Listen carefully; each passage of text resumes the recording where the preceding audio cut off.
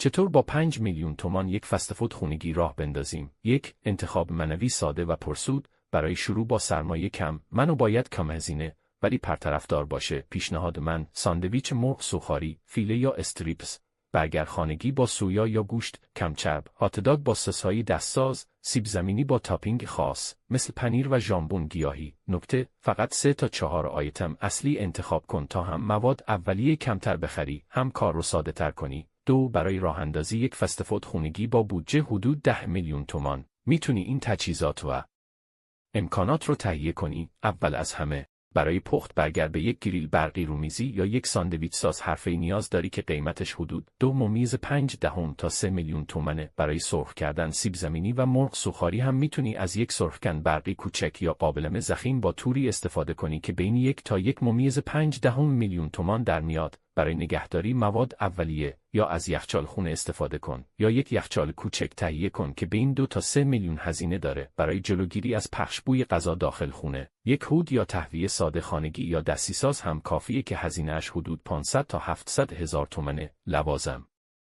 بسته بندی مثل جعبه، فویل، ظرف سس و برچسب لوگو رو هم باید تهیه کنی که بین 500 تا 700 هزار هزینه داره. برای شروع کار، مواد اولیه مثل مرغ، گوشت، سوسیس، نان، سس و رو هم باید با حدود 1.5 تا 2 میلیون تومان تهیه کنی. در نهایت، برای اینکه ظاهر حرفه‌ای تری داشته باشی، میتونی طراحی لوگو و 5 پست گرافیکی برای اینستاگرامت رو به یه طراح فریلنسر بسپری که بین 300 تا 500 هزار تومان هزینه خواهد داشت. 3. فروش از خانه با ارسال. توی اینستاگرام یا واتساپ سفارش بگیر. برای ارسال، اول با پیک‌های محلی یا آژانس محله کار کن. بسته‌بندی تمیز و شیک داشته باش. حتی یه برچسب ساده با لوگوی خودت تأثیر داره. 4. تبلیغات و جذب مشتری. اول با دوستها و آشناها شروع کن. ازشون بخواه استوری بذارن. از مشتریها حتما نظرخواهی کن و انتشار بده. ویدیوهای جذاب بگیر از مراحل پخت یا بسته‌بندی. با موبایل هم میشه. 5. یک سناریو ساده درآمد. مثلا فروش روزانه فقط 20 ساندویچ با سود خالص هر کدوم 20,000 تومان، یعنی روزی 400,000 تومان سود، ماهانه حدود 12 میلیون تومان درآمد خالص.